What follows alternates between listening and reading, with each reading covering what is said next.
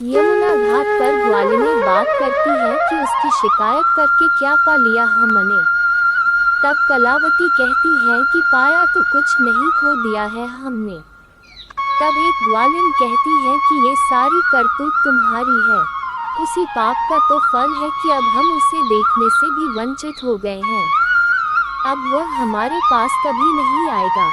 ग्वालिनों की ये चर्चा कान्हा का सखा मनसुखा सुन लेता है और वह जाकर कान्हा को बता देता है।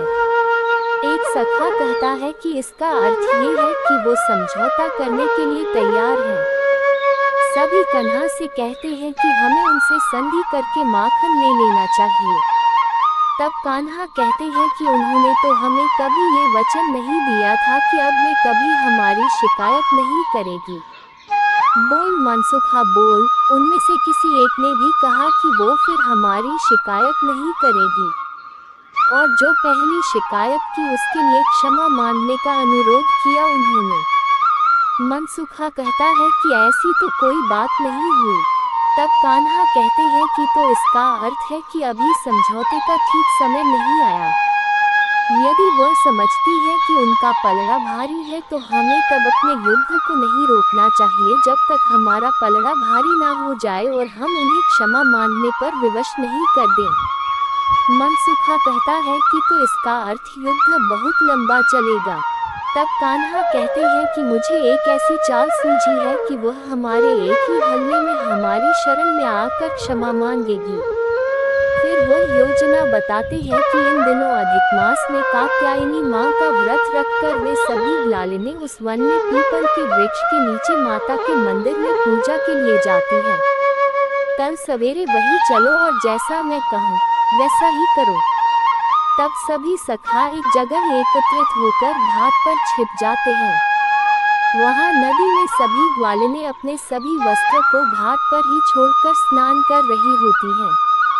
सभी सखा उन ग्वालिनों के वस्त्र चोरी करके वृक्ष पर बैठ कान्हा को दे देते हैं। फिर कान्हा अपनी बांसुरी निकालकर बजाने लगते हैं। सभी ग्वालिनें एक दूसरे से पूछती हैं, अरे इतनी अच्छी मुरली कौन बजा रहा है? तब एक ग्वालिन कहती है, अरे ये तो कान्हा की मुरली की धुन लगती है। तब एक कहती है, कहीं पास में ही बैठा होगा नटखट, चलो उसे बाहर जाकर ढूंढते हैं। तभी एक ग्वालिन देखती है कि घाट पर रखे वस्त्र गायब है। फिर वह चारों ओर नजरों दौड़ाती है तो उन्हें वृक्ष पर कान्हा बांसुरी बजाते हुए नजर आता है। तब सभी कान्हा को पुकारती हैं। फिर एक कहती है, तू यहाँ क्या कर रहा है रे? तो कान्हा कहते हैं, मैं अपनी मुरली बजा रहा हूँ, पर तुम लोग यहाँ क्या कर रही हो? तब एक कहती है, हम स्नान कर रही हैं। तब कान्हा कहते हैं, अच्छी बात है, करो। ये कहकर वे पुनः मुरली बजाने लग जाते हैं। तब एक कहती है, कान्हा हम नदी से बाहर आना चाहती है। फिर कान्हा कहते हैं, तो आ जाओ। दूसरी कहती है, परंतु हमारे पास वस्त्र नहीं है। तब कान्हा कहते हैं, तो तुम वस्त्रहीन होकर नहा रही हो? एक शर्मा कर कहती है, हाँ। ये सुनकर कान्हा कहते हैं, छी छी छी, तुम्हें पता नहीं नदी में वस्त्रहीन होकर नहाना पाप है। इससे नदी की देवी का निरादर होता है। ये सुनकर एक कहती है, भूल हो गई, पर अब हमारी सहायता करो, हमारे वस्त्र हमें लाकर दे दो। कान्हा कहते हैं कि मैं क्यों लाऊं? तब वे कहती है कि फिर हम यहाँ से बाहर कैसे निकलें? तब कान्हा कहते हैं, जिस प्रकार अंदर गई थी उसी प्रकार बाहर निकल आओ। तब एक दूसरी ग्वालिन कहती है कि परंतु उस समय तो यहाँ कोई नहीं था। तब कान्हा कहते हैं कि भगवान जी तो थे, सुना नहीं तुमने कि भगवान जी तो सब जगह होते हैं। तब एक कहती है, भूल हो गई लल्ला, अब हम ऐसा नहीं करेंगे, अब हमें और मत सताओ, हम तुम्हारे हाथ जोड़ती हैं। ये सुनकर कान्हा कहते हैं कि अच्छी बात है, हम तुम्हारा ये काम कर देते हैं, परंतु हमारी एक शर्त है। तभी एक ग्वालिन कहती है कि अरे वो देखो, हमारे वस्त्र उसी पेड़ पर हैं। तब दूसरी ग्वालिन कहती है, इसका मतलब ये कि तूने चुराए हैं हमारे वस्त्र। कान्हा कहते हैं कि मैंने सोचा कोई चोर कर ले जाएगा, इसलिए इन्हें उठाकर मैंने अपने पास रख लिए और अब तुम कहती हो तो तुम्हें दे दूंगा, परंतु मेरी एक शर्त है। तब सभी ग्वालिनें कहती है कि हमें नहीं मानना तेरी कोई शर्त। यशोदा मैया से शिकायत करके तेरी पिटाई लगवाऊंगी। तब कान्हा कहते हैं कि नहीं देना मुझे वस्त्र। फिर कान्हा कहते हैं कि अरे मनुष्य, तू तो कहता था कि ये ग्वालिनें समझौता करना चाहती हैं। तब सभी सखा ये सुनकर घाट पर आकर बैठ जाते हैं। यह देखकर ग्वालिनें और घबरा जाती है। मनसुखा खड़ा होकर कहता है, हाँ देख रहा हूँ।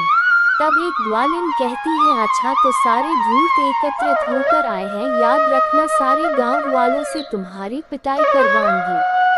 तब मनसुखा कहता है कि कृष्णा, ये क्या गांव वालों के पास जाएंगी? हम इनके वस्त्र लेकर इनके पतियों को दिखा देते हैं, ताकि वो भी जान लें कि हमारी पत्नियां खुले वन में निर्वस्त्र होकर कैसे घूमती हैं। ये सुनकर सभी ग्वालिनें घबरा जाती हैं। मनसुखा कहता है, कृष्णा हमें दे दे इनके वस्त्र और तू भी नीचे आजा, देख लेंगे इनको। ये सुनकर सभी ग्वालिनें मिन्नतें करने लगती हैं और कहती है, हम किसी से कभी कुछ नहीं कहेंगी, हमारे वस्त्र हमें वापस दे दो। तब मनसुखा कहता है, समझौता करने को तैयार हो? सभी एक साथ कहती हैं, हाँ। तब मनसुखा कहता है, तो हमारी शर्तें सुन लो। पहली शर्त यह है कि आज के बाद कोई शिकायत लेकर यशोदा मैया के पास नहीं जाओगी। बोलो स्वीकार है? सभी एक साथ कहती हैं, हाँ स्वीकार है। तब मनसुखा कहता है कि दूसरी शर्त यह है कि प्रतिदिन हम सबके लिए माखन और छाछ लेकर आया करोगी।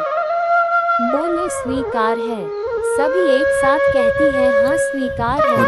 फिर मनसुखा कहता है कि पिछली शिकायतों के लिए कान पकड़कर क्षमा मांगो। सभी कान पकड़कर क्षमा मांगती हैं। तब मनसुखा कहता है कि वचन दो कि फिर कभी नदी में निर्वस्त्र होकर स्नान नहीं करोगी। सभी वचन देती हैं। फिर वे सभी वस्त्र देकर चले जाते हैं। फिर एक सखा कहता है कि मान गए सेनापति एक ही चाल में हरा दिया। तब मनसुखा कहता है कि उन्हें तो उनके प्रेम ने हरा दिया। तब कान्हा कहते हैं कि प्रेम का युद्ध तो ऐसा ही होता है मनसुखा। जय श्री कृष्ण।